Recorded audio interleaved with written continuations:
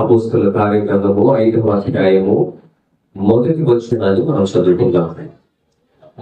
అననీయ అను ఒక మనుష్యుడు తన భార్య అయిన సప్పేరాతో ఏకమై పొలము అమ్మాను. చాలండి, కళ్ళు ప్రార్థన చేస్తుంటాం.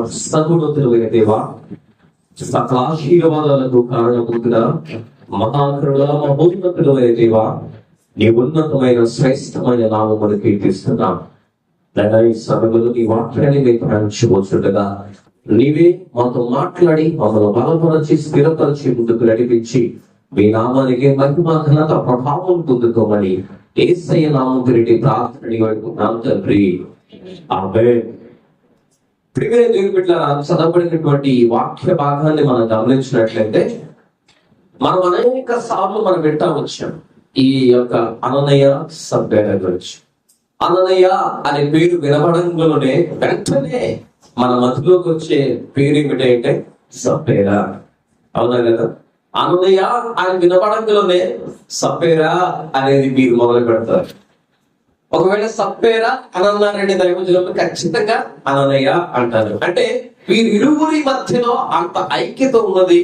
లేకపోతే ఇరువురు భార్యాభర్తలు ఏ రీతికైతే ఒక మాట మీద ఉండాలో, ఏ రీతికైతే ఒకటిగా ఏక శరీరముగా ఏక జీవితాన్ని ఒకే అభిప్రాయంతో కొనసాగపడాలో అనే విషయం గురించి అనేక పాజిటివ్ అనగా సరైన విధానాన్ని అక్కడ తెలియజేయబడుతుంది. అయితే వారు ఏక మనస్సు కలిగింది నెగిటివ్ చేయడానికి, అంటే తప్పుడు పని చేయడానికి ఏక మనస్సు కలిగించారు. అయితే అది దేవుడికి ఇష్టంగా లేదు. కానీ దేవుడు స్త్రీ పురుషులను కలిపినది ఎందుకంటే ఏక శరీరంగా మార్చింది. ఎందుకంటే ఏక ఆత్మగా ఏక మనస్సు కలిగి కుటుంబాన్ని క్షేమకరంగా నడిపించాలనే ఉద్దేశంతో మార్చాడు. కానీ వీరి జీవితాలు గమనించినట్లయితే వారు రీతిగా లేదు. కుటుంబం పరంగా ఒక రకంగా ఎట్లా ఉన్నాడో తర్వాత సంగతి ఇక్కడ రాయబడలేదు. లేదు కానీ అక్కడ రాయబడిన విషయం ఏమిటంటే ఇదిగో దేవునినే మోసపుచ్చే స్థితిలోకి వచ్చారు.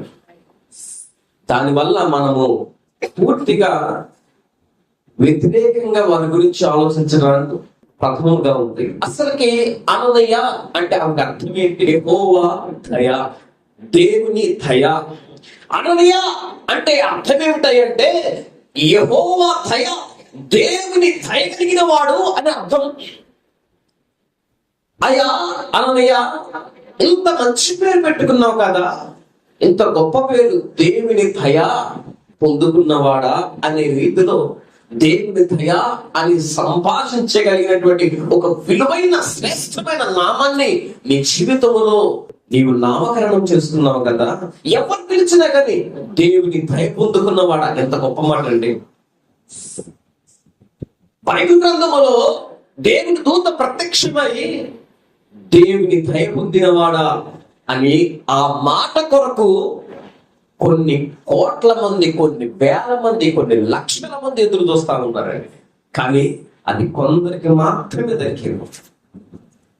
ఆ పరిగణలో మనం చూస్తున్నట్లయితే ఈ అననీయ దగ్గరకు వచ్చేసరికి ప్రతిరోజు ఎవరు పిలిచినా కానీ ఉదయం లెగవగానే అననీయ అనగానే యెహోవా నీకు దయ చూపించాడులే,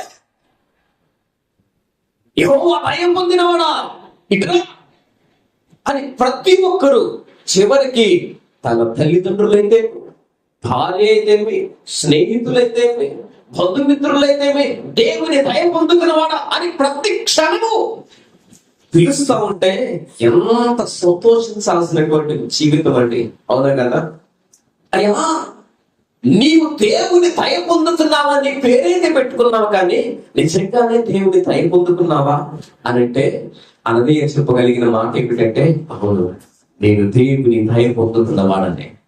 ఎలా అనంటే మురికి జీవితము, పాపపు జీవితము, లోక సంబంధంగా నా జీవితాన్ని గడిస్తున్న సమయంలో ఇదిగో పాపమునకు జీతమైనటువంటి మరణానికి, బానిసైనటువంటి నరకానికి చేరువైనటువంటి నా జీవితాన్ని కల్వరి నాలుగు శక్తిమంతుడైనటువంటి ఆ దేవాది దేవుడు శరీరధారికి ఈ లోకానికి వచ్చి కల్వరి సెలవులో నా కొరకు తన ప్రాణం అర్పించాడయ్యా, తన రక్తాన్ని దారపోసాడు. ఆ శిలువ మరణ త్యాగం ద్వారా నన్ను పవిత్రుడిగా మలచాడు. ఇప్పుడు ఆ రక్తము ద్వారా కడగబడ్డాను కాబట్టి నేను ధన్యుడనే, నేను దేవుని దయ పొందుకున్న వాడనే. ఒకవేళ ఆయన దయ కనుక నాకు లేకపోయినట్లయితే ఎప్పుడో మట్టికి మందైపోయేవాడిని, ఎప్పుడో నా జీవితం ముగించబడింది, ఎప్పుడో పాపములో జీవితంలో పాపము ఇచ్చల చేత ఏడవబడుతూ నా జీవితంలో ఎంత అంధకారం చిక్కుబడిపోయేదో నాకు తెలుసాయా. కానీ వాటన్నిటిని విడుదల పొందాను, వాటన్నిటిని విడుదల పొందాను. ఇప్పుడు దేవుని బిడ్డగా మారాను, దేవుని బిడ్డగా మారాను, దేవుని ఆరాధించే ఒక బిడ్డగా మారానంటే పవిత్రుడిగా మారాను.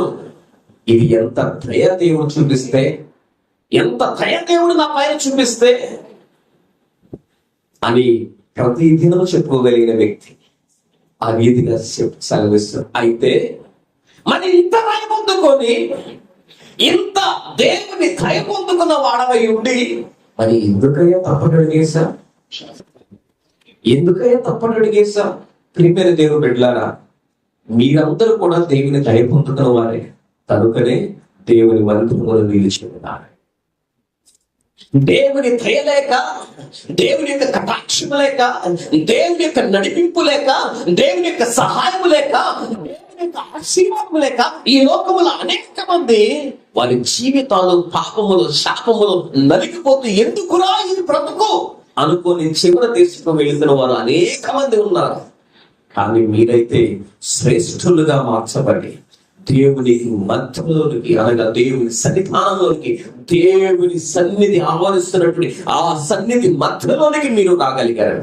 ఎంత గొప్ప ధన్యత, ఎంత గొప్ప ధన్యత. మనం ఆలోచిస్తామంటే దేవుడు మీకు ఇచ్చిన ధన్యతను బట్టి, దేవుడు మీ జీవితంలో చేసిన కార్యమును బట్టి, దేవుడు మీ జీవితాన్ని నడిపించిన విధానమును బట్టి మీరు ఒక్కసారి కనుక ఆలోచిస్తే మీరు ఆయన స్తుతించకుండా ఉండలేరు, ఆయన స్తుతించకుండా ఉండలేరు. అస్సలు మనం ఉండలేమంటే, అస్సలు స్తుతించకుండా మనం ఉండలేము. మన హృదయం నిత్యము ఆయన స్తుతిస్తా ఉంటది. వేరొకరు వచ్చి అమ్మా ఇదిగో వంట చేసుకున్నప్పుడు స్తుతించు, లేకపోతే అమ్మా దారిని వెళుతున్నప్పుడు స్తుతించు, అయ్యా ఇది పనిలో ఉన్నప్పుడు స్తుతించు, ఖాళీగా ఉన్నదా స్తుతించు, ప్రార్థన చేయి అని చెప్పనవసరం లేదు.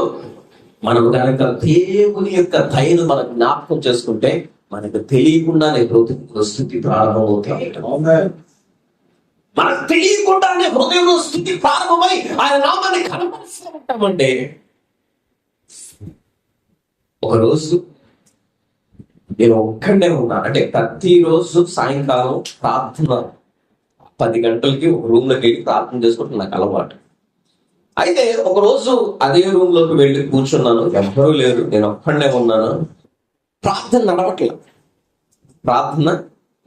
ప్రార్థన చేద్దామంటే ప్రార్థన నడవట్ల, ప్రార్థన చేయడానికి మాటలు రావట్లా, ఏం చేయాలి అర్థం కావట్లా. సరే అని మీరు ఎట్లయితే బాస్పట్లు వేసుకుని కూర్చున్నారు అంతే కూర్చొని కళ్ళు మూసుకొని దేవుడు ఏ రీతిగా చచ్చిపోదాం అనుకున్న స్థితిలో ఉన్నటువంటి నన్ను ఆయన వాక్కు చేత పిలిచి బ్రతికించి నన్ను ఏ రీతిగా ఆయన ఆశ్చర్య కార్యములు చేస్తూ నడిపించాడు. వాటన్నిటిని ఒకటి తర్వాత ఒకటి జ్ఞాపకం చేసుకుంటా ఉంటాడంటే నా పెదవుల మధ్య చిన్న చిరునవ్వు ప్రారంభమైంది. ఏం చేయాల, స్తుతించలేదు, ప్రత్యేకంగా నేను పాటలు పాడలేదు, ఏం చేయలేదు, అయ్యా దేవా ఏం చేయలేదు. జస్ట్ మీరు ఏ రీతిగా కూర్చున్నారో ఆ రీతికి కూర్చొని జస్ట్ ఆయన చేసిన కార్యములన్నిటినీ, ఆయన దయను, ఆయన కార్యములను, ఆయన అద్భుత ఆశ్చర్య కార్యములను ఏ రీతిగా మనం నన్ను నడిపించాడు వాటన్నిటిని జ్ఞాపకం చేసుకుంటా ఉంటే చిన్న నవ్వు ప్రారంభమైంది. ఆ నవ్వు కాస్త హృదయం ఉప్పొంగి దేవుడు నామాన్ని మహిమపరుస్తూ సంతోషిస్తూ, ఏ రీతిగా అయితే ఆనాడు దావీదు గంతులు వేసాడో నాకు తెలియదు, కానీ నేనైతే హృదయపూర్వకంగా ఇప్పుడు ఒకళ్ళ జోకులు చేస్తే, లేకపోతే ఏ రీతిగా అయితే ఒకరిని నవ్వించడానికి ఏ రీతిగా అయితే మాట్లాడుతూ అరే నవ్వి చచ్చిపోతాం ఎవరా, ఏంద్రా ఆ నవ్వు ఏంద్రా, ఎందుకురా అంటే ఎంత సంతోషం, ఎట్లా అంత సంతోషంతో నీ హృదయం ఎలా నింపబడదురా అనే రీతిగా చెప్తామో అంత సంతోషంతో నింపబడదు. నా చుట్టుపక్కల ఒక్కళ్ళు లేరు, నేను ఒక్కడనే దేవుని సన్నిధానంలో అంతగా ఆనందాన్ని అనుభవించిన ప్రేమైన దేవుని బిడ్డలారా, దేవుని సన్నిధి అంత శ్రేష్టమైనది. నీవు కనుక నీ జీవితంలో దేవుడు చేసినటువంటి ప్రతి కార్యమును కనుక నీవు కూర్చొని నువ్వు ఆలోచించగలిగితే నీ హృదయం ఆనందముతో స్తుతిస్తూనే ఉంటుంది. హల్లెలూయా. నామాన్ని కనపరుస్తూనే ఉంటుంది. ఆయన నీ పైన చూపించిన దయని కనుక నువ్వు జ్ఞాపకం చేసుకుంటే నీ జీవితంలో నీ హృదయం ఉప్పొంగుతూ ఆరాధన చేస్తుంటుంది. దేవుని బిడ్డ ఎంత ధైర్యం చూపించాడంటే, పూర్వ కాలంలో మనం గమనించినట్టే అనగా మన పూర్వీకులు ఇశ్రాయేలు మన జీవితాన్ని గమనించినట్లయితే వారు దేవుని మందిరములోనికి అడుగు పెట్టడానికి ఆస్కారం లేదు. దేవుని మందిరము 3 భాగాలుగా ఉండేది. అతి పరిశుద్ధ స్థలము, పరిశుద్ధ స్థలము, ఆవరణం. ఎవరొచ్చినా కానీ బయటే ఉండేవాడు. బయట వరండాలోనే ఉండేవాడు. మనకు అర్థమయ్యే భాషలో వరండాలోనే ఉండేవాడు. అక్కడే వారు పాపం చేసిన పాపమును బట్టి బలియాగం తీసుకొచ్చి అక్కడ బలి అర్పించి వెళ్ళిపోయేవాడు. అయ్యా కొంచెం లోపలికి వెళ్ళి పరిశుద్ధ స్థలం ఎట్లా ఉందో, అదే దేవుని మందిరం ఎంత సుందరంగా ఉందో ఒకసారి చూస్తానయ్యా అంటానికి వీల్లేదు. అంటే లోపల పరిశుద్ధ స్థలములో దేవుని మందిరం ఎంత సుందరంగా ఉందో, ఏ ఏ పరికరాలు ఉన్నాయో, ఎలా ఉండదో చూడటానికి ఎవరికి అవకాశం లేదు. ఎవరు దేవుని మందిరంలో అడుగు పెట్టడానికి వీల్లేదు. కేవలం బయట మాత్రమే, బయట ఆవరణలు అంటే ఎంత బాధకరం అంటే, ఇప్పుడు ఫర్ ఎగ్జాంపుల్ మీ అమ్మగారు, మీ నాన్నగారు, మీ బంధువులు, రక్త సంబంధికులు బాగా ప్రేమించేవాళ్ళు వచ్చారు మీ ఇంటికి. వారిని లోపలికి రా అని అనకుండా బయటే ఉంచి అని మాట్లాడి అంతే పంపిస్తే వాళ్ళు నన్ను బాగా రిసీవ్ చేసుకున్నారు, చాలా సంతోషం అని చేస్తారు. ఏమంటారు? ఎల్లగా తెలియను, ఏదో మంచిగా మా ప్రేమ ఉంటుందని, మా స్నేహితులని, నా రక్త సంబంధికులని నేను పోతే బయట నుంచి బయట అంతే పంపించింది అని బాధ ఉంటుందా? అదే రకమైన బాధలు వెళ్ళిపోయి ఉండొచ్చు తర్వాత సంగతి. కానీ ఇంకో తరహాలో మనం ఆలోచిస్తే వారు మాత్రం మాట్లాడాలట్లా. అమ్మయ్య నా పాపం పోయి బయలుదేరి పిలిచాడు, ఇంక మన పని అయిపోయింది, నాకు బాగా రాదు. మనలో కొంతమంది కూడా అయితే దేవుని మందిరం వచ్చినటువంటి మన జీవితాలు కూడా ఎలా ఉంటాయంటే, దేవుని మందిరం అడుగు పెట్టి ఎంత శ్రేష్టమో, ఎంతగా దేవుని దయ చూపిస్తే, ఎంత కరుణ చూపిస్తే, ఎంత భాగ్యమో మనకిస్తే దేవుని మందిరంలో అడుగు పెట్టడానికి అవకాశం ఇచ్చాడు అని తలపోసుకుంటూ ఆయన స్తుతిస్తున్నాను.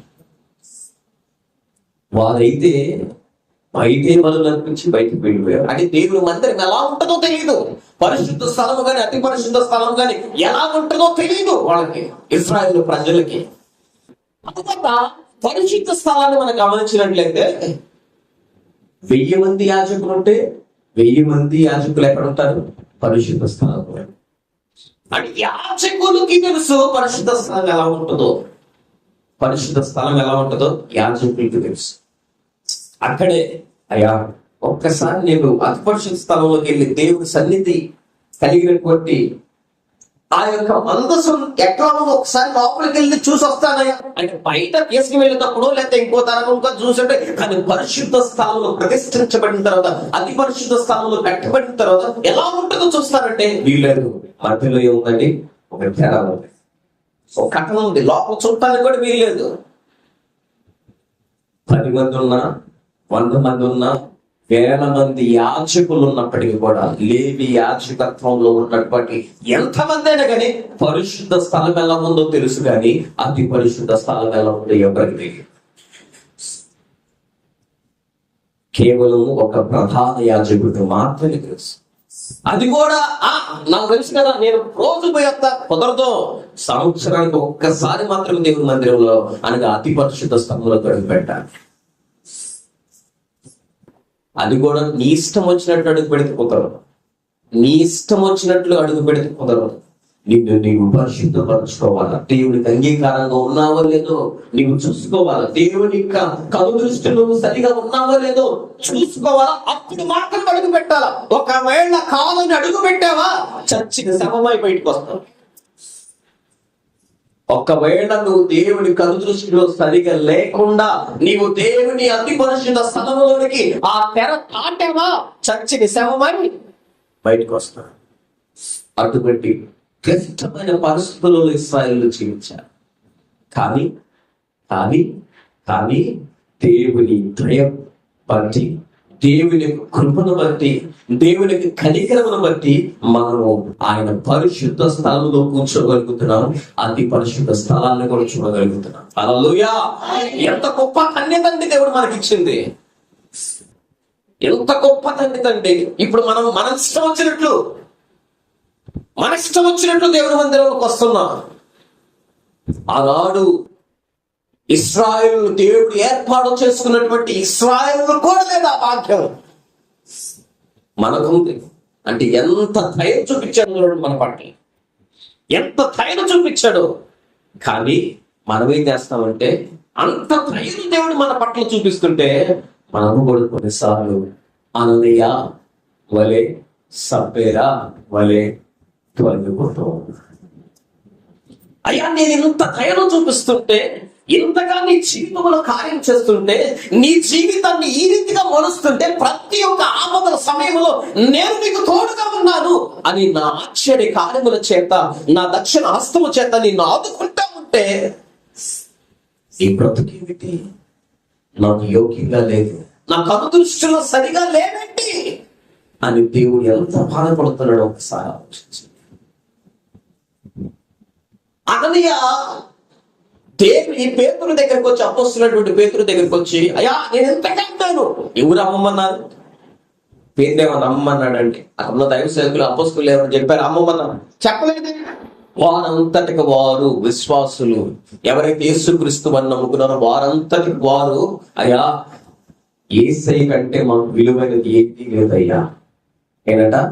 యేసయ్య కంటే మాకు విలువైనది ఏది లేదు, ఆయన రక్తాన్ని దానికోసం నాకు ఈ లోకంలో నాకు ఏది కాదయ్యా, ఆయన కంటే శ్రేష్టమైనది నాకు ఏది లేదు, ఇదిగో నాకున్నది మొత్తం దేవుడిది అని అనేక మంది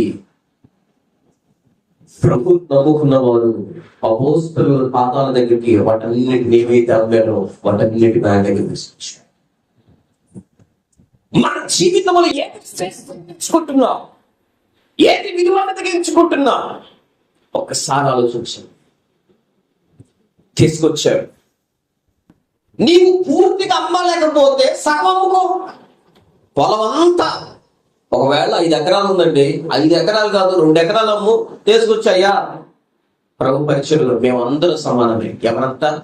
ప్రభు నమ్ముకున్న మేమందరం సమానమే. మా అందరికి మీరు ఏ అవసరం ఉన్నా పంచండి, ఇది మాకు సహాయం చేయండి, దేవుడి పరిచయం ఉపయోగించండి అని అందరూ ఏం చేశారంట? అమ్మి తీసుకొచ్చి ప్రభువులు ఇక సేవకుడి యొక్క పాదాల దగ్గర పెట్టారు. అయితే వీరేం చేశారంటే కొంత దాచుకొని వచ్చారు. అంటే మోసం చేయడానికి ఇష్టపడుతున్నారు. ఎవరిని? అక్కడ కనిపిస్తున్నటువంటి సేవకుడిని కాదు, అక్కడ నిలబడినటువంటి సేవకుడిని కాదు, అక్కడ ఉన్నటువంటి అపోస్తలుల దేవుని శిష్యుడు కాదు.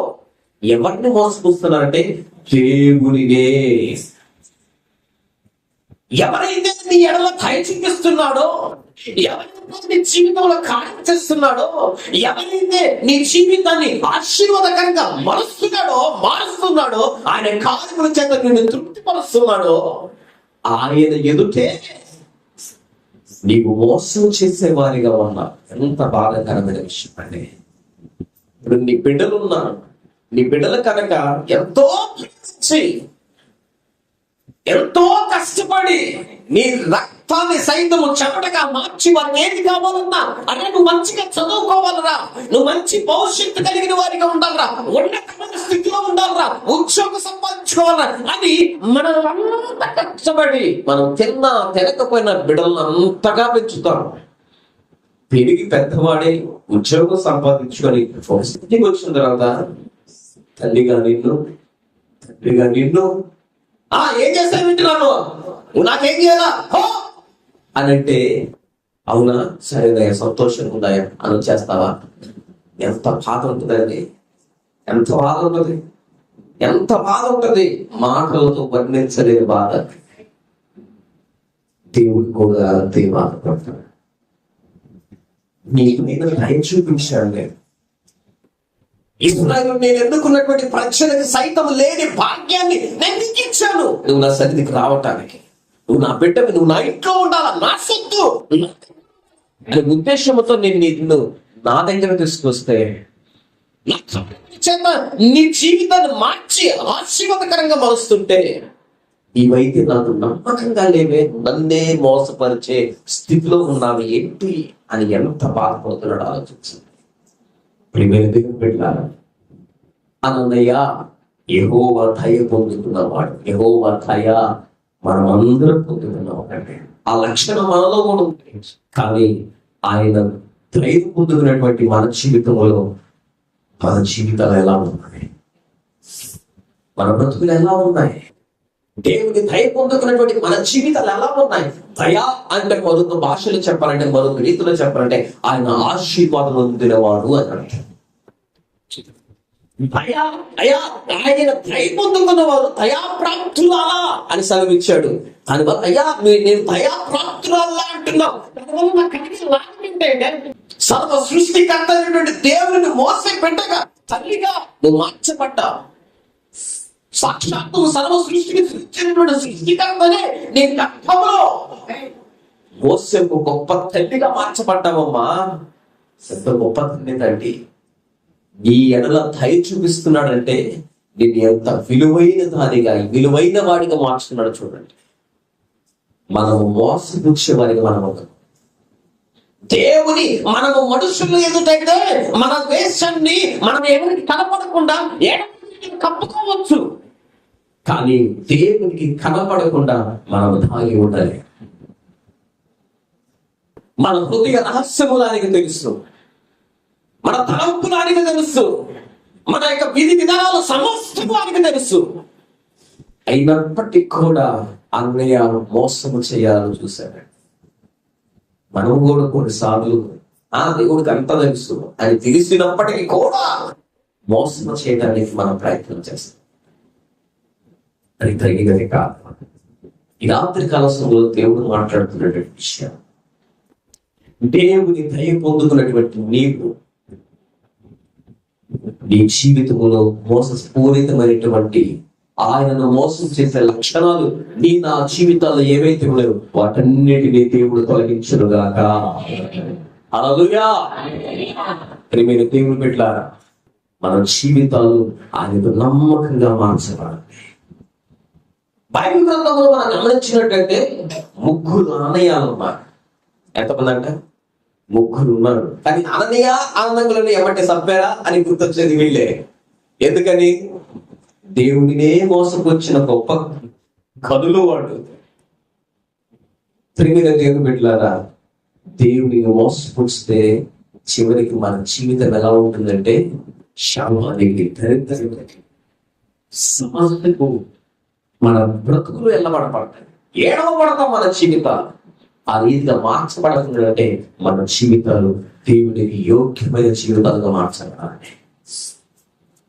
మరొక వ్యక్తి గురించి మనం చదువుకుందాం. అపొస్తలుల కార్యగ్రంథము 23వ అధ్యాయము 1వ వచనంలో చదువుకుందాం.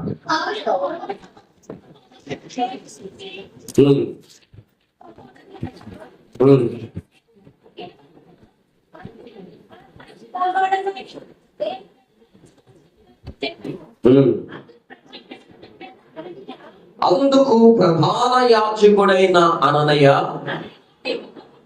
అతని నోటి మీద కొట్టి వారిని ఆజ్ఞాపింపగా పౌలు అతనిని చూచి, చాలండి, ఇక్కడ పౌలు ఏం చేశాడు? అయ్యా, నేను ఏ రీతిగా జీవించానో, ఏ రీతిగా చేశానో అని కొన్ని మంచి విషయాలు, ఆయన గురించి కొన్ని విషయాలు చెప్పుకున్నాడు. అది తప్ప రైటా? సరే, ఏం చెప్పాడో తర్వాత సంగతి. అయితే వెంటనే ఇక్కడ ఉన్నటువంటి ప్రధాన యాజకుడైన అననీయ, ఎవరంటేనా ప్రధాన యాజకుడైనటువంటి అననీయ ఏం చేశారంటే, వాడు మాట్లాడకుండా మూతి మీద కొట్టాడరా అన్నాడు. అనంగులనే వారి గురించి ఈయనకి తెలిసినటువంటి సాక్ష్యం ఏం చెబుతున్నాడంటే ఇప్పుడు చదవండి. సున్నము కొట్టినవాడా పౌలు అంటున్నాడు అతన్ని చూచి, సున్నము కొట్టిన గోడ. మొట్టమొదటి మన జీవితములో దేవుని దయ పొందుతున్న వాళ్ళమే, కానీ మన బ్రతుకులు ఎలా ఉండాలంటే సున్నము కొట్టిన వారి గోడ వలి మనం ఉండకూడదు. సున్నము కొట్టిన గోడ ఉంటుందండి, చెప్పండి అండి. మేము ఎప్పుడు చూడలేదు అన్నట్టు మాట్లాడుతున్నాను. ఎట్టుంటది? తెల్లగా, నీట్గా, చక్కగా, అందంగా, స్పష్టంగా, ఎటువంటి మత్సగా రాకుండా ఎంత అద్భుతంగా ఈ గోడ మరి బాగుందప్ప. మిగతా ఎన్ని రంగులు వేసినా కానీ తెల్లటి రంగు కనుక ఒక గోడ మీద వేయబడితే ఎంత ఆకర్షిస్తుందో, అవునా కదా? తెల్లటి వస్త్రం వేసుకొని మనమందరం మందిరంలో కూర్చుంటే బా దేవుని దూతల వలె ఉన్నారు రా అంటాం. అంటే తెలుగు దేవుని యొక్క దూతకు లేదా దేవుని యొక్క పరిశుద్ధతకు సాదృశ్యంగా, దేవుని యొక్క సన్నిధికి సాదృశ్యంగా అంత తెల్లటి సున్నము కొట్టినటువంటి గోడల వలె ఉన్నారంట. గోడ లోపల ఎట్లా ఉంటుంది? గోడ లోపల ఎట్లా ఉంటుంది? కొంచెం కనుక ఆ సున్నాన్ని గీతే ఏమైంది? లోపల ఉన్నటువంటి నలుపు బయటపడుద్ది, సిమెంట్ బయటపడుద్ది. అది సున్నము కొట్టని గోడ ఎట్లుంటదంటే అంత వికారంగా ఉంటుంది. అంటే పైకి మాత్రం స్పష్టంగా అప్ప ఎంత విలువైన వారురా అన్నట్టుకుంటాం, కానీ లోపలైతే ఎంత దేవుని దయపొందుకున్నవారురా అన్నట్టుకుంటాం, కానీ లోపలైతే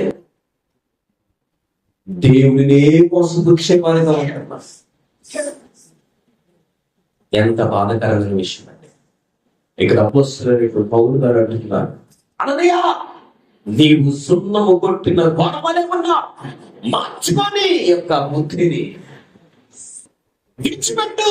లోపల ఉన్నటువంటి మలినమైన తత్వాన్ని ఏ రీతికైతే బయట తెల్లగా ఉన్నదో మార్చబడిందో నీ హృదయం కూడా తెలుగు అని మార్చబడదు గాక. శపిస్తున్నాడు. మరొక మాట్లాడుతున్నాడండి, చదువునా. దేవుడు నిన్ను కొట్టును, నీవు ధర్మశాస్త్రము చొప్పునను నన్ను విమర్శింపకుండి. ధర్మశాస్త్రమునకు విరోధముగా నన్ను గమనించినట్లయితే ప్రియమైన దేవుని బిడ్డలారా, దేనికి విరోధంగా ప్రవర్తిస్తున్నాడు? ధర్మశాస్త్రానికి. ధర్మశాస్త్రం దేనికి సాదృశ్యం? దేవుని యొక్క వాక్కు, అంటే దేవుని యొక్క చిత్తానికి. దేవుడు ఏదైతే చేయాలనుకుంటున్నాడో, మనుషుల వద్ద నుండి ఏదైతే దేవుడు కావాలనుకుంటున్నాడో ఆ యొక్క లక్షణాలు ఆ రీతిగా జీవించాలని దేవుడు కోరుతున్నాడు. అందుకని ఇశ్రాయేలులకు ధర్మశాస్త్రాన్ని అప్పగించాడు. అయితే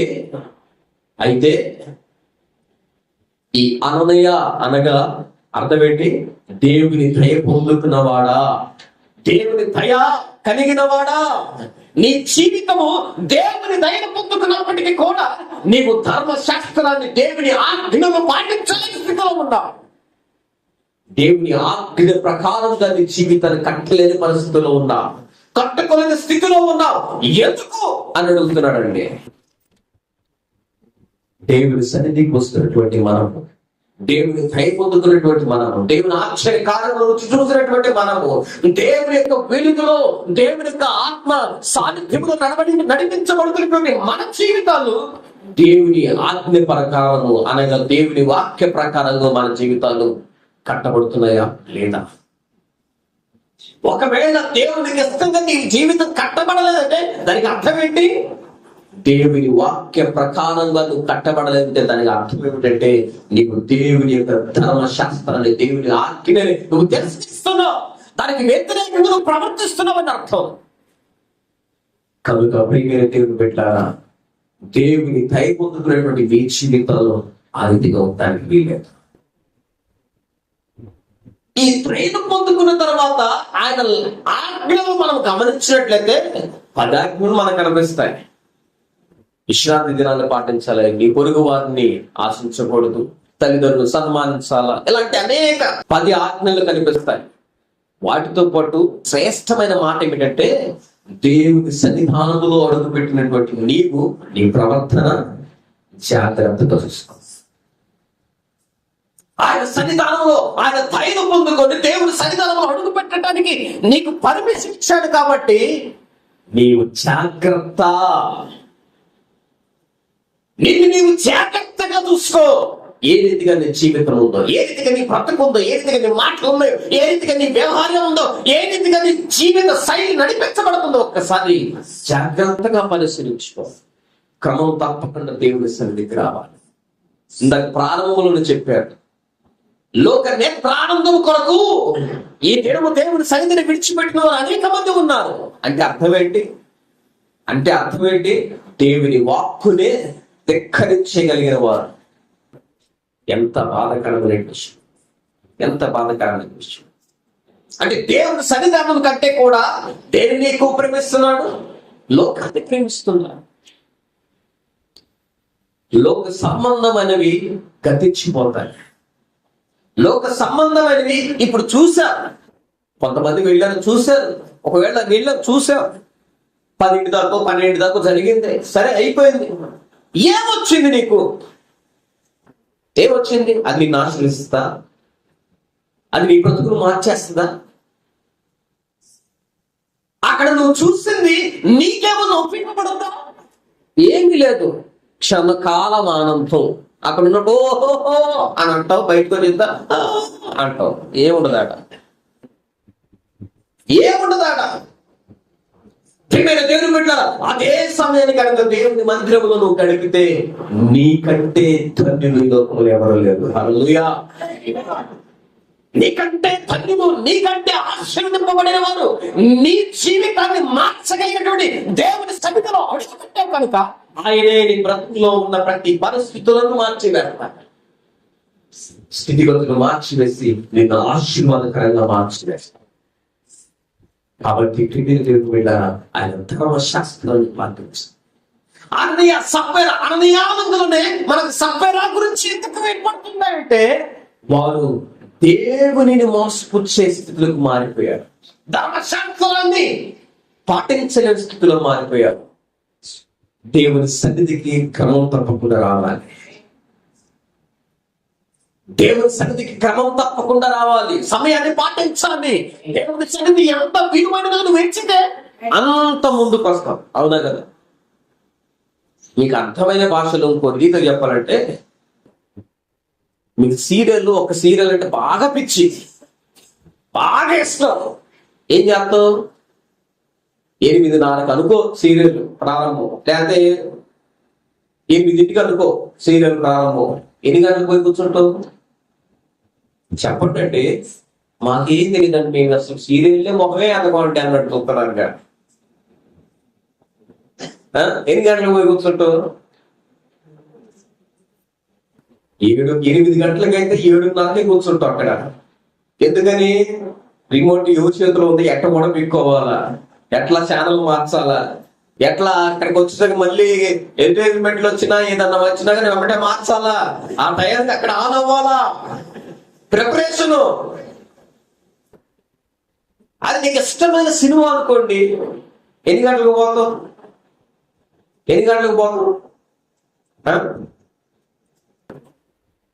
పెట్రోల్ టైంకి వెళ్తావా? లేదు ఒక అరగంట లేట్ వెళ్తావా? ముందే పోయి కూర్చుంటావు. ఎందుకని? ముందు టికెట్లు తీసుకోవాలి కదా.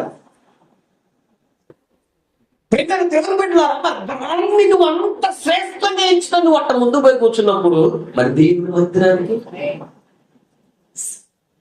నీకు ధైర్యం చూపించి, నిన్ను ఆశీర్వదించి, నీ జీవితంలో అన్ని కార్యాలు చేస్తున్నటువంటి దేవుని సన్నిధికి ఎంత ప్రాధాన్యత ఇవ్వాలి, ఎంతగా ముందొచ్చి ఆయన సన్నిధి కొరకు ఎదురు చూడాలా. ఒకవేళ 9 గంటలకి ప్రార్థన ప్రారంభం, నీవు 8:30కే దేవుని సన్నిధిలో కూర్చొని, అయ్యా ఈ రోజు ఖచ్చితంగా నీ సన్నిధిని అనుభవిస్తానయ్యా, నా పాపములు క్షమించి, ఏమైనా నా అపరాధములు అడ్డుగా ఉన్నట్టయితే తొలగించయ్యా అని పాపము నువ్వు ఒప్పుకొని దేవుని సన్నిధిలో అనుభవించడానికి ప్రారంభం నుండి ముగింపు వరకు ఆయన సన్నిధిని అనుభవించడానికి నిన్ను నీవు సిద్ధపరచుకోవాలి. నిన్ను నీవు సిద్ధపరచుకోవాలి. అలా కాకుండా గబగబా వచ్చి ప్రారంభార్థన అయిపోద్ది, 4-5 పాటలు అయిపోద్ది, ఆరాధన అయిపోద్ది, వాక్యం అయిపోద్ది, వేడు అనుకున్నా వచ్చా కళ్ళు పూసుకున్నా అనుకుని అయిపోద్దా? దేవుని బిడ్డారా, దేవుని దయ పొందుకున్నా నీవేమి చేయకుండానే మనం ఏమి చేసామా? ఏం చేయకుండానే దేవుడు ఆయన ధైర్యం చూపిస్తున్నాడు. ఆయన కార్యమైన జీవితాలు చేస్తున్నాడు. నేను ఆశ్చర్యరీతిగా నడిపిస్తున్నాడు.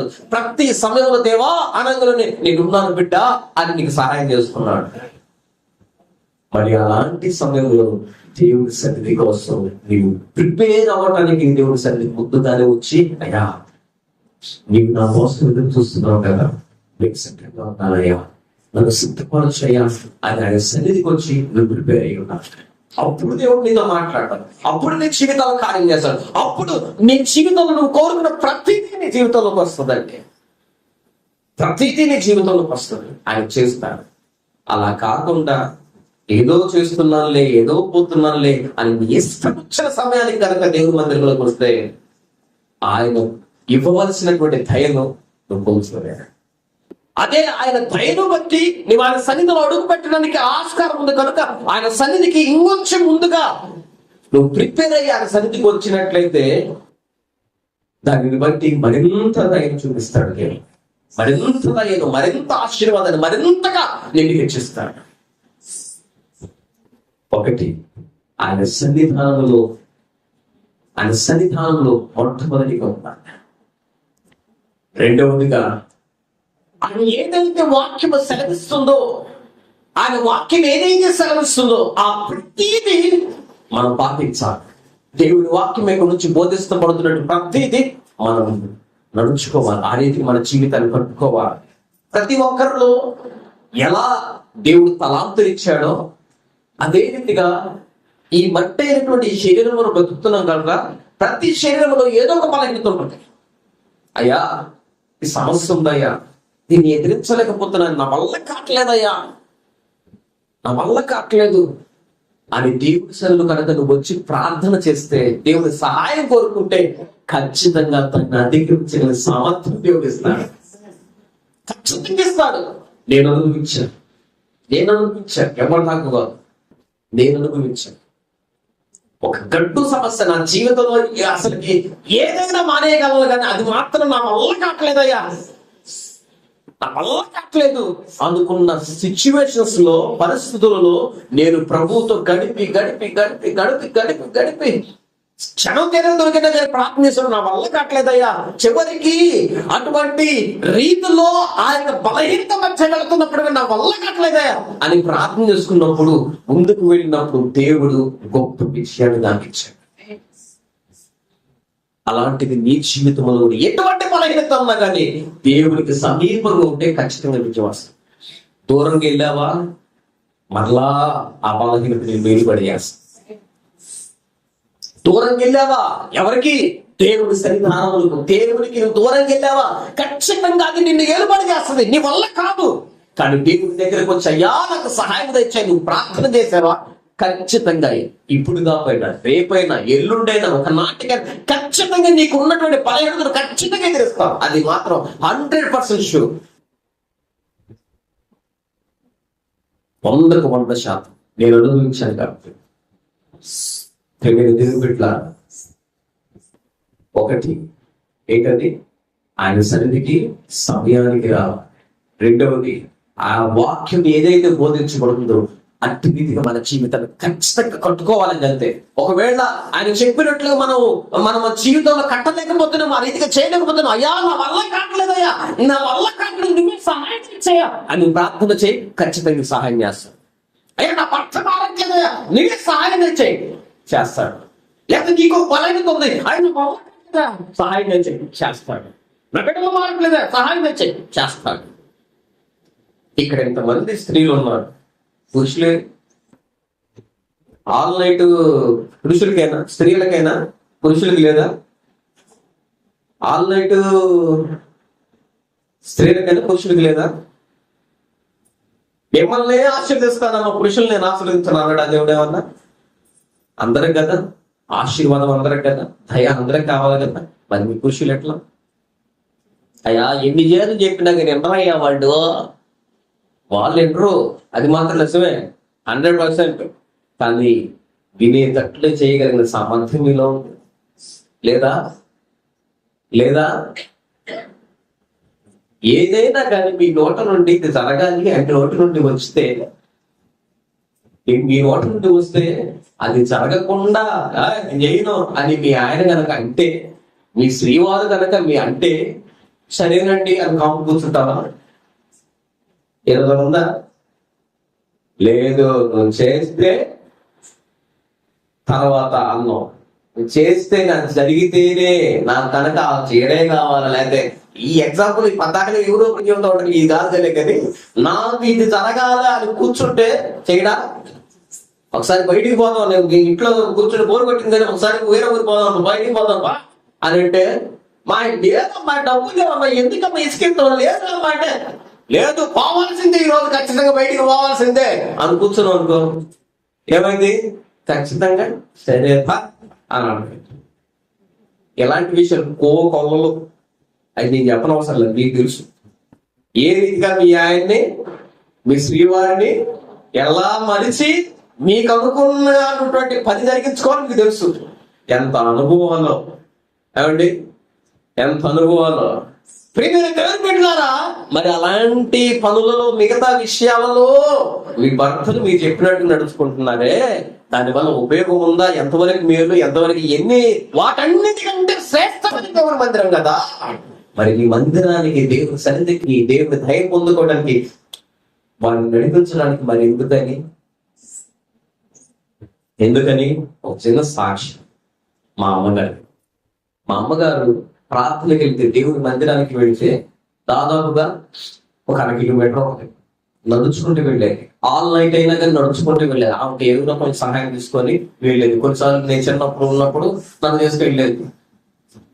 ప్రార్థన పెట్టి ఏ టైం అయినా కానీ ప్రార్థనకి వెళ్ళేది. ఒకసారి ఆదివారం ప్రార్థనకి వెళితే నాన్నగారు 1 గంటకి ప్రార్థన అయ్యేసరికి 1:30 ఆ టైం 1 గంటకు వస్తే అమ్మ ఇంకా రాలా.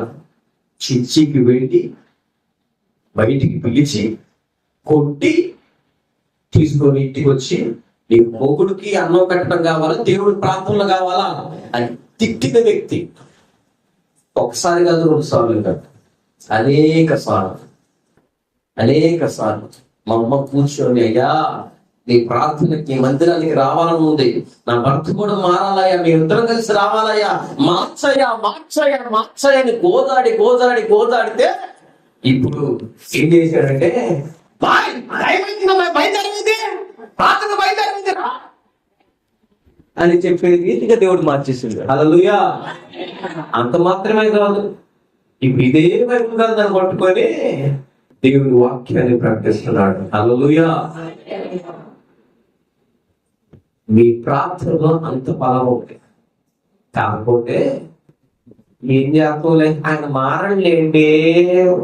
చివరికి పాస్టర్ గారు వచ్చి, అమ్మ ఏదో ఒక రీతిలో చెబుదామమ్మా, ఆయన మాటలు చెబుతాం అన్న రావచ్చుగా అని మాట్లాడతాం. అబ్బో అన్న పాస్టర్ గారు అండి ఇప్పుడు వద్దులే, తర్వాత వద్దులే, ఇప్పుడు మాట్లాడొద్దులే, నేను ఎట్టోకంటే చేస్తాను. ఏమి లేదు, అది చేసేది ఏమి లేదు. ఏం చేయరు మీరు? ప్రార్థనకు మాత్రం ఏం చేయరు. చేతి ఇక్కడ ఉండరు, చేతి మీతో పాటు పక్కన ఉండరు. లేదంటే అర్థమైంది. దేవుని బిడ్డలారా, దేవుని సన్నిధి నీ కుటుంబంలో అందరికీ కావాలి. దేవుని దయ నీ కుటుంబంలో అందరికీ కావాలి. 3వదిగా, దేవుడి అన్నయ్య సప్పేరాలను మోసపుచ్చారు. దేవుడిని మోసపుచ్చారు అన్నయ్య సప్పేరాలు. దేవుడిని మోసపుచ్చే రీతిలో మన జీవితాలు ఉండకూడదు. ఏ విషయమైనా కానీ, అంటే ఈ విషయం మీరు ఎక్కడ రియాక్ట్ అవుతారంటే, నేను అది చెప్పాలి కాబట్టి దేవుడి వాక్యం దాటించండి. దేవుడు ఇచ్చిన కట్టడి ఏంటంటే, మన సంపాదనలో దేవుడికి దశమ వాడు దేవుడి సన్నిధికి తీసుకురావాలి. ఆయన వాక్యం సెలవిస్తుంది కదా, నీవు నా మందిరములోనికి నీ సంపాదన, దశమ భాగాన్ని దేవుడి సన్నిధికి తీసుకువచ్చి నన్ను శోధించు. మిగతాది నీకు ఇస్తానంట. మనం ఏం చేస్తామంటే ఈరోజు వెళ్తే రోజు 500 వచ్చేయి, ఈరోజు 300 వచ్చినాయి. ఎంత? 300 వచ్చినాయి. బాబు ఈ 300లో కూడా దర్శనం బాగా ఎంత? 30 రూపాయలు తీస్తే ఇంకెంత ఉంటాయి? ఈ లెక్కలు మాకేం రావు అన్నట్టున్నారుగా. ఎంత ఉంటాయి ఈ లెక్కలు? మాత్రం స్పీడ్ మీరు, నాకు తెలుసు ఆ సంగతి. ఆమె వారం పోయిన తర్వాత ఆమె 20 రూపాయలు తగ్గించిందంటే ఏంటి ఇన్ని రోజులు అంతే ఏం తగ్గించడం ఏంది అని అంటూనే మాట్లాడతాం మనం. ఏడమ్మా 6 రోజులు వచ్చింది, సరే ఇదిగో ఇంతే లెక్క అంటే ఏడా చూడు ఈ రోజుకి ఎంత అని ఎప్పుడు ఎవా లెక్కలు చెబుతారు. ఎంత ఇప్పుడు 30 రూపాయలు తీసేంత?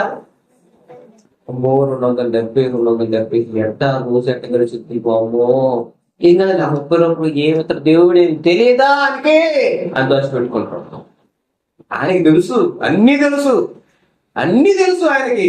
ఏం చేయాలో తెలుసు, ఎలా దగ్గర నుంచి రాబట్టుకోవాలో తెలుసు. కాబట్టి ఆయన రాబట్టుకోక మునిపే ఆయన మందిరానికి ఇవ్వవలసింది, లేదా ఆయన సన్నిధికి ఇవ్వాల్సింది, ఆయనకి ఇవ్వవలసింది. ఎవరికి? ఆయనకి ఇవ్వవలసింది మనం ఆయనకి ఇస్తే ఆయన ఏం చేస్తాడంటే అంత రెట్టింపు ఆశీర్వాదాన్ని అనిపిస్తాడు.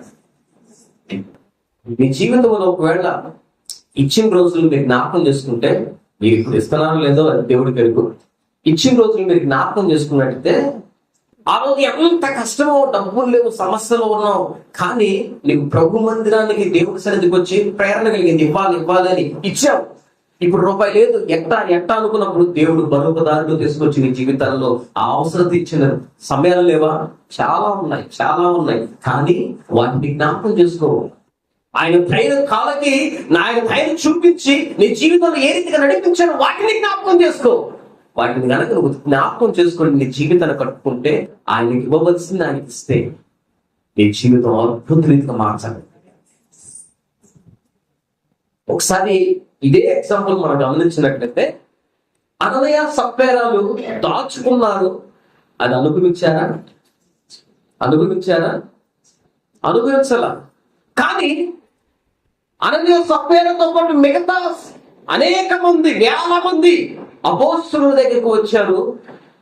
దేవుని ఇవ్వవలసింది, పరిచర్యకి ఇవ్వవలసింది, మాకంటే వీటన్నిటికంటే దేవుడి పరిచర్య, దేవుడే మాకు ముఖ్యమయ్యా అనుకుని దేవుని సన్నిధికి తీసుకొచ్చిన వారందరూ శ్రేష్టముగా వారి జీవితాన్ని ముందుకు నడిపించారు. ఆ తరువాత రాయబడినటువంటి వచనాలు మనం గమనిస్తే, ఎవరెవరికి అవసరం లేదు చూడండి, తర్వాత ఇంటికెళ్ళు, ఎవరెవరికి ఎంతైతే అవసరమో సమానంగా పంచాడు. ఎట్లా? సమానంగా పంచాడు. పేతురు గారు మా ఇంట్లో ఈ అవసరం ఉందని తీసుకో, అది మొత్తం నింపబడదమ్మా, మొత్తం అంతే తీసుకోబో. నాకు ఈ సమస్య, నా బిడ్డలకి చదువు తీసుకోబో. అందరికి సమానంగా ఎక్కడి నుంచి? దేవుని దగ్గర నుంచి వెళుతున్న ప్రతిదీ ఆశీర్వాదకరమే. నీవు ఒక్కసారి ఆయన చేతుల్లో ఆయనకి ఇవ్వవలసింది ఇస్తే మిగతాది ఆయనే ఆశీర్వదిస్తాడు. మీకు తెలిసిన విషయమే, 5 రొట్టెలు 2 చేపలు పిల్లోడి దగ్గర ఉన్నాయి. ఎవరి దగ్గర ఉంది? పెద్దోడి దగ్గర కాదు. నేను అనుకుంటా అది కనుక 5 రొట్టెలు 2 చేపలు పెద్దోడి దగ్గర ఉంటే, ఇప్పుడు నాకు కావాలా, నేను దిగతా అని అనుకునేవాడు. పిల్లోడి దగ్గర ఉంది కాబట్టి, అమ్మో ఏసే బాగా చదువుతాడు, కానీ ఏసే అడిగింది కాబట్టి ఇద్దాం అని ఇచ్చి ఉంటాడు. అవునా కదా? నా దగ్గర ఉన్నాయి అని చేతి ఎత్తిండు. అరే ఇక్కడ ఎవరికైనా భోజనాలు ఉన్నాయరా, ఎవరి దగ్గర ఉన్నాయంటే ఇదిగో నా దగ్గర ఉంది అని ఎత్తిండు. ఏం జరుగుతుందో తెలియదు పాపం. మంచి వ్యక్తి పిల్లలు ఎమ్మటి ఏసే చేతులు పెట్టారు. ఏమైంది? నేను ఇచ్చిన 5 రొట్టెలు 2 చేపలే, కానీ నాకైతే ఇన్ని వచ్చినాయి, చాలా వచ్చినాయి. మన జీవితంలో కూడా మనం ఏం జరుగుతుందో మనకు తెలియదు. అది జరగబోయి తెలిసిన వాడు కనుక దేవుడు, చెయ్యబోయేదే ఏం చెయ్యబోతున్నాడు తెలిసిన వాడు కనుక దేవుడు ఏమంటున్నాడంటే, నీ వద్దకు ఉన్నది నాకు రావాల్సింది నాకు ఇవ్వ, మిగతాది నేను నీకు ఇస్తా. ఏం జరగబోతుందో, ఏ ఆశీర్వాదం రాబోతుందో అది నేను చూస్తా, అది నీకు చూపిస్తా, నీవే ఆశ్చర్యరీతిగా అనుభవిస్తావు అంటున్నాడు. కాబట్టి దేవుని బిడ్డారా, ఒకటి దేవుని సన్నిధానంలోనికి ఎలా రావాలా? సమయానికి రావాలా? ముందే వస్తే నీవు సిద్ధపరచుకోవాలి. దేని కొరకు? దేవుడి సన్నిధానంలో ప్రాణం ఉంటే అనుభవించడానికి. ఇప్పుడు పాటలు పాడే సమయంలోకి వస్తామమ్మా. ఒకవేళ అనుకున్న పాటలు పాడే సమయంలోకి వచ్చారు, కూర్చొని దేవుణ్ణి స్తుతించుడి పాడుతున్నాం. ఈ పాడుతూ ఉంటే ఈ పాటల వల్ల కొంత నీలో ఉన్నటువంటి ఏదైతే పాప సంబంధమైన ఆలోచనలు, ఏవైతే లోక సంబంధమైన ఆలోచనలు, పాపం ఏదైతే ఇంతకు ముందు గడిచిన వారం అంతా చేసావో అవన్నీ నీ జీవితంలో కొన్నిసార్లు ఒప్పుకోలు వాక్యం ద్వారా లేదా పాటల ద్వారా ఒప్పుకోలు జరుగుతుంటే నీవు సిద్ధపడ్డావు.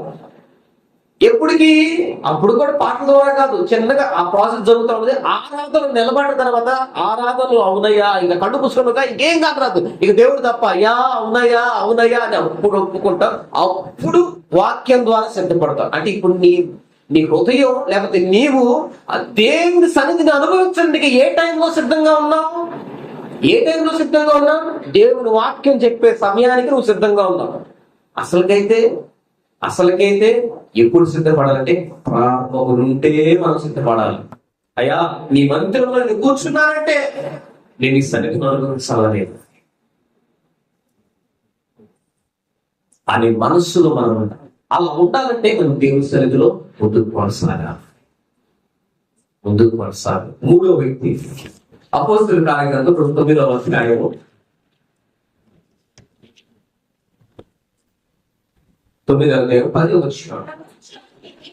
దమస్కులోని, జాగ్రత్తగా ఉండండి, అననీయ అనే ఒక మనుష్యుడు ఉండేను. ప్రభు దర్శనమందు అననీయ అది అతనిని పిలువగా అతడు ప్రభువా ఇదిగో నేనున్నాను అనేది చాలండి. ఇక్కడ గమనించినట్లయితే ఇప్పుడు ఒక అననే కనిపిస్తున్నాడు. ఆయనకు ఉన్నటువంటి గొప్ప లక్షణం ఏమిటంటే అసలు పేరుకి అర్థమే దేవుడి దయ పొందుకున్నవాడు. హల్లెలూయా. ఎంతవరకు మనం అందరం చేతులెత్తి దేవుని స్తోత్రం చేద్దాం. హల్లెలూయా. అలాంటిగా ఉన్నాడు. ఏంటిది? దేవుని దయ పొందుకున్నవాడు. అంత మాత్రమే కాదు, కానీ మరో క్వాలిటీ ఏమిటి అంటే, మంచి శ్రేష్టమైనటువంటి లక్షణం ఏమిటంటే దేవుడి దర్శనం కూడా పొందుకున్నవాడు. దేవుని దయ మాత్రమే కాదు, దేవుడి దర్శనం కూడా పొందుకున్నవాడు. దేవుని కార్యాలు అనుభవించడమే కాదు, దేవుడు చూసే బాధ్యత కూడా పొందుకున్నవాడు. దేవుని ఆశీర్వాదం పొందుకోవటమే కాదు, దేవుడి యొక్క ఏమైతే మాట్లాడబోతున్నాడో అది స్పష్టంగా వింటున్నాడు. ఆ అనుభవంలో మనం ఉండాలి. మొదట చెప్పబడినటువంటి 3 విషయాలు దేవుని మందిరానికి రావాలి. అలాగే వాక్యం ఏదైతే వినబడుతుందో ఆ క్రియకి మన జీవితం ఖచ్చితంగా కట్టుకోవాలి. వల్ల కలగా దేవుడు సహాయం అడుగు, ఖచ్చితంగా దేవుడు సహాయం చేస్తాడు. అందులో మీకు కుటుంబంలో భార్య, భర్త, పిల్లలు కూడా ఉండాలి. దయ నీకు ఒక్కదానికే కాదుగా. ఇప్పుడు నీ ఇంట్లో ఎవరైనా వచ్చి 1 కేజీ బియ్యం ఇచ్చారనుకోండి, ఎవరు తినడానికి? నువ్వు ఒక్కదాని తింటుంది కదా. నేను నీకు ఒక్కదానికి ఇచ్చాను, నువ్వు ఒక్కదాని మీద మీద ఎవరు పెట్టద్దు అంటే ఊరుకుంటావా? మా ఆయన తినపోతే ఎట్టా, ఎవరు పిల్లలు తినపోతే ఎట్టా, వాడకు కూడా కావాలి అంటవా లేదా? నేను తింటానికే కా, మళ్ళీ ఏంటి నన్ను ఒక్కదాని తినమంటే అక్కడ అవసరం లేదులే అని అంటావు. అవునా కాదా? అంటే నా భర్త తినకుండా, నా పిల్లలు తినకుండా నేను ఒక్కడి తింటానంటే ఎట్ట అనుకున్నాను నేను, నాకు అవసరం లేదు అని అంటావు. అంటే అర్థమైంది ఏదైనా కానీ నా ఇంటిలోకి వచ్చింది ఏదైనా కానీ నా కుటుంబం మొత్తం అనుభవించాలి. అదే రీతిగా రక్షణ, నా ఇంటిలోకి వచ్చిన రక్షణ నేను అనుభవిస్తున్నాను, నా భర్త కూడా అనుభవించాలా, నా బిడ్డలు కూడా అనుభవించాలా, ఆయన కార్యములు, ఆయన సన్నిధి వారు కూడా అనుభవించాలా, ఆయన సన్నిధికి రావాలి. ఆ మనస్సు ఉండాలి. మూడవది, దేవునికి ఇవ్వవలసింది దేవునికి ఇవ్వాలి. నువ్వు దాపెట్టుకున్నావా చల్లబడిపోవు, దాపెట్టుకున్నావా పురుగులు పట్టేస్తాయి, దాపెట్టుకున్నావా ఎలా ఖర్చు అయితే తెలియదు, అది నీకే అర్థం కాదు. నువ్వే అర్థం, అది నేను చెప్పనవసరం, నీకే తెలుస్తుంది, అనుభవపూర్వక నీకే తెలుసు. తెచ్చుకున్నాను కదా 300 ఏమైనా తెలియదు అన్నా, అయిపోయినాయి అంతే, తెల్లారి సరిగ్గా అయిపోయినాయి. ఎట్ట అయిపోయినాయి ఏమో. బిడ్డారా, దేవునికి ఇవ్వండి, దేవుడు ఖచ్చితంగా ఆశీర్వదిస్తాడు. వెనకంచి వేయకండి, వెనక్కి తిప్పుకోవడం అది మీకు ఆశీర్వాదం కాదు. 4వదిగా దేవుని దర్శనం చూసేవారిని మనం ఉండాలి. ఏం చూసేవారిగా? దేవుని దర్శనం. దయ పొందుకోవటం మాత్రం కాదు, ఆయన కార్యాలు అనుభవించడం మాత్రం కాదు, ఆయన చిత్రం ప్రకారంగా మన జీవితం కట్టుకోవటం మాత్రమే కాదు, కానీ ఆయనను కూడా చూసేవారిగా ఉండాలి, స్వరం వినేవారిగా ఉండాలి. 3వది 5వదిగా చదవండి, ఇందాక 9వ. ప్రభువా ఇదిగో నేనున్నాను అనగా అంటే ఏంటి? దేవుడు ఎప్పుడైతే దర్శన రీతిగా మాట్లాడాలనుకున్నాడో ఆయనకి సమీపంగా కూడా ఉండాలి, మనం ఆయనకి దగ్గరగా ఉండాలా. అయ్యా నేనున్నానయ్యా, నేనున్నానయ్యా, మిగతా వాళ్ళ సంగతి నాకు తెలియదు, నేనున్నాను. దేవుని పని, అమ్మా ఇదిగో ఇక్కడ ఏదో మట్టం ఉన్నట్టున్నామా అంటే, నేను వస్తానండి అమ్మా, అది అన్నా నేను వస్తాను పాస్టర్, నేను వస్తానండి అంటే నేనున్నాను. దేనికి? దేవుని పని చేయడానికి, దేవుని సన్నిధికి, దేవుని మంత్రిము కొరకు, దేవుని యొక్క మంత్రిములో ఆయన పనికి ఏదైతే అవసరమో దాన్ని చేయడానికి నేనున్నాను అని ముందుకు రావాలి. 6వదిగా తర్వాత చదువుతాం త్వరగా. ప్రభు అంటున్నాడు కదా, నీవు లేచి తిన్నది అనబడిన వీధికి వెళ్ళి సౌలు అనువాని కొరకు విచారించము, ఇదిగో అతడు ప్రార్థన చేయుచున్నాడు. ఎంతకి సౌలు ఎవరండి? సౌలు ఎందుకు బయలుదేరారు? అయ్యా నీకు అసలు తెలియదు అనుకుంటా సౌలు గురించి. ఆయన నీకు నమ్ముకున్న వారిని చంపాలని బయలుదేరారయ్యా. ఆయన ఎందుకు వస్తున్నాడు తెలుసా? నిన్ను నమ్ముకున్న వారిని హింసించడానికి బయలుదేరారయ్యా. వారికి కంట పడకూడదని నేనేదో ఇంట్లో నుంచి బయటికి రాకుండా ఉన్నానయ్యా. నీవేమో దర్శించి మళ్ళీ అక్కడ పంపట్టలేదు, ఆయన దగ్గర పంపట్టలేదు అని అడుగుతున్నాడు. ఈయనకు తెలియదు అక్కడ దేవుడు సౌలుని పౌలుగా మార్చిన సంగతి ఈయనకు తెలియదు. అయితే తెలియదు కనుక ఈయన అంటున్నాడు, అయ్యా ఎలా అయ్యా అని అంటూనే మరొక ప్రక్క హృదయంలో ఒక మాట సిద్ధపడ్డాడు. ఏమనంటే, ఇదిగో ఆయన చంపటానికి, సౌలు చంపటానికి బయలుదేరినప్పటికీ కూడా ఆయనకి ఎదురు పొమ్మంటున్నావు కనుక నేను పోవడానికి సిద్ధముగా ఉన్నాను. ఎక్కడికి? నీవెక్కడికైతే పొమ్మంటున్నావు, ఎవరి దగ్గరికి అయితే వెళ్ళమంటున్నావు, ఎవరికైతే సువార్త ప్రకటించమంటున్నావు, మరొకసారి ప్రార్థన చేయమంటున్నావు, వారి దగ్గరికి వారు నన్ను హింసించినా సరే వారి దగ్గరికి వెళ్ళడానికి నేను సిద్ధంగా ఉన్నాను, నేను వెళ్తాను అని ముందుకు కొనసాగాడు.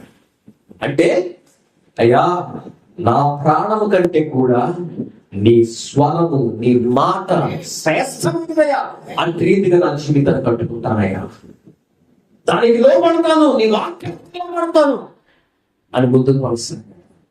బిడ్డారా, 6వదిగా ఆయన ఏ సెలవిచ్చిన అక్రీతిగా మనం చేయడానికి సిద్ధపడలేదు. చేయడానికి సిద్ధపడితే ఎంత గొప్ప తండ్రి దొరికిందో తెలుసా? ఈ అననీయకి వెళ్ళాడు. సరేనయ్యా చెప్పావు కదా, అక్కడికి పోయిన తర్వాత ఆయన నన్ను చంపినా, కొట్టినా, కిచ్చినా, ఏమన్నా కనుక్కున్నావు, నువ్వు చెప్పావు కాబట్టి పోతున్నా. అసలుకైతే ఆయన ఎందుకు వచ్చాడు నాకు తెలుసు, కానీ ఇప్పుడు ఏం జరుగుతుందో నాకు తెలియదు, ఏం జరగబోతుందో తెలియదు. తెలిసిన వాడు నువ్వు కనుక నువ్వు పొంగొట్టున్నావు, పోతున్నా అని పోయాడు. పొంగలనే సౌలు పౌలుగా మారి ఏమంటున్నాడంటే, అయ్యా నా కొరకు ప్రార్థన చేయి. చంపకూడి ప్రభు నమ్మడం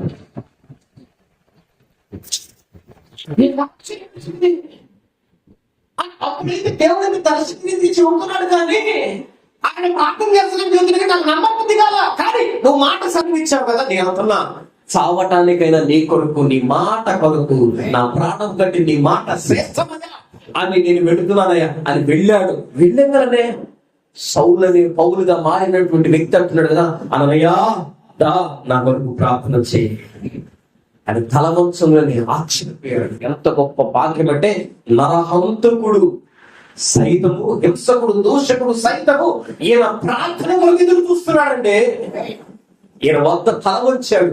నేను దేవుడు పెట్టారా, దేవుడు మీ ఎదుట దయ వచ్చింది. ఎందుకంటే మీ పట్ల దయ చూపించి నీ జీవితాన్ని ఆశీర్వదిస్తుంది. ఎందుకంటే ప్రతి విధమైన భక్తులు కూడా మార్చివేసి నేను శ్రేష్టమైన వారిగా క్షేమముగా ఉంచింది. ఎందుకంటే ఆయన శ్రేష్టమైన అద్భుత ఆశ్చర్య కార్యాలు నీ జీవితంలో జరగాల, నీకు ఉన్నతమైన స్థితిలో ఉండాలా. ఎటువంటి శత్రువు అయినా కానీ, ఎటువంటి నీకు హాని తలపెట్టాలని చూసిన వారైనా కానీ, నీ కీర్తన పెట్టాలని చూసిన వారిని ప్రతి ఒక్కరు నీ ఎదుట తల వచ్చినంత వరకు ప్రార్థన చెయ్యమ్మా అని చెప్పగలిగిన స్థితిలో నేను ఉంచాలని కోరుకుంటున్నాను.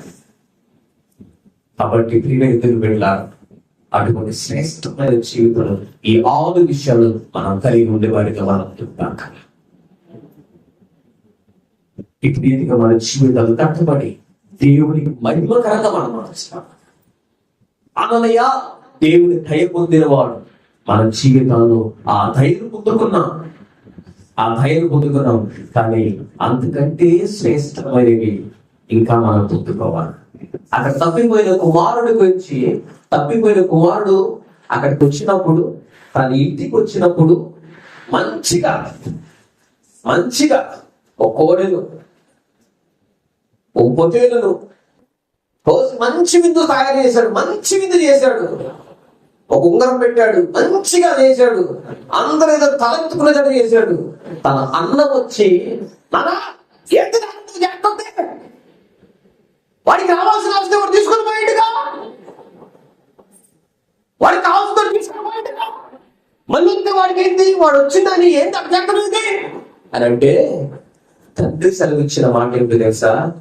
నాన్న, వాడు విడిచి వెళ్ళాడు. నేను ఎంత దయ చూపించినప్పటికీ కూడా నన్ను విడిచి వెళ్ళాడు, పోగొట్టుకున్నాడు. నా దయను కూడా పోగొట్టుకున్నాడు. చివరికి పశ్చాత్తాపంతో వచ్చాడు. వారి దక్కుతున్న అంతమైపోయారా? ఇప్పుడు నా దయను కూడా నువ్వు పొందుకొని ఇంకా నా దగ్గర ఉన్నావు కదా, మిగిలినంతా నీదేరా. వారు పోయినప్పుడు కేవలం ఒక 1,00,000 రూపాయలు ఉన్నాయి. అప్పుడు నాకున్న ఆస్తి ఎంతంటే 1,00,000 రూపాయలే. ఆ 1,00,000 రూపాయలు నీకు ఒక 50 పంచాను, వాడికి ఒక 50 పంచాను, అయిపోయింది. వాడు 50తోనే పోయాడు. కానీ వాడు పోయిన తర్వాత మరలా నేను కష్టపడ్డా కదా, మరలా నేను సంపాదించా కదా. ఇప్పుడుకి 2 లక్షలు అయ్యాయి. ఇప్పుడు 2 లక్షల ఎవరివయ్యా? నీయేనా మొత్తం? వాడు వచ్చాడని వారికి ఏం చేశారు? చిన్న పార్టీ చేశారు. దానికి ఎంత అయినా 10,000, 5,000, 20,000 అయినాయి. అంతవరకే పోయాడు. మిగిలినంతా 2 లక్షలు కూడా నీయే. ఇప్పుడు మొత్తం నీకెంత? 2,50,000 మొత్తం నీకే. మరి వాడికి ఏం లేదు. 50,000 అయిపోయాడు, పోయాడు, మళ్ళీ వచ్చాడు, సరే అయిపోయింది. కానీ ప్రియమైన పెట్టారా, అతను ఆ మాట కూడా జీర్ణించుకోలేకపోయాడు. అది మనం చేయకూడదు. ఇంకొక మాట, శ్రేష్టమైన మాట ఏంటి తెలుసా? అందరూ దానికోసం ఎంతమంది అయితే వెళ్ళిపోయారో వారి కంటే, అంటే తప్పిపోయిన కుమారుడైనటువంటి వారి కంటే నిలిచి ఉన్నటువంటి మీరు శ్రేష్ఠులే. మిగిలిన తీవ్రత మొత్తం, మిగిలిన ఆయన కృప మొత్తం, ఆయన దయ మొత్తం మీదే. అయితే ఉపయోగించుకోవడం మాట సెలవిచ్చిన తర్వాత వాడు పోయారు, ఆయన అంటే వచ్చారుగా, మన తోడేదేంటి అని అనుకున్నావా? నీ దయను దేవుని ఇవ్వాలనుకున్నాడు. మరింత ఆశీర్వాదం నువ్వే కాదనుకుంటున్నా. తండ్రి చెప్పాడు, అరే మిగులున్న మొత్తం నీదేరా అని అంటే, ఆ కుమారుడు, పెద్ద కుమారుడు ఏం చేశాడంట? హృదయంలో నొచ్చుకున్నాడంట, అసూయ పడ్డాడంట. అలా మీరు ఆలోచించవద్దు. దేవా, ఈ రాత్రి కాల సమయంలో ఏ మాటలైతే నాకు వినబడ్డాయో ఖచ్చితంగా ఆ రీతిగా నేను చేస్తాను. నమ్మకంగా దేవుడి సన్నిధిలో, నీ మందిరంలో నేను ఒక బిడ్డగా ఉన్నాను. ఇక్కడ నాటపడ్డాను, ఇక్కడ ఫలించాలి, ఇక్కడ అభివృద్ధి పొందాలి.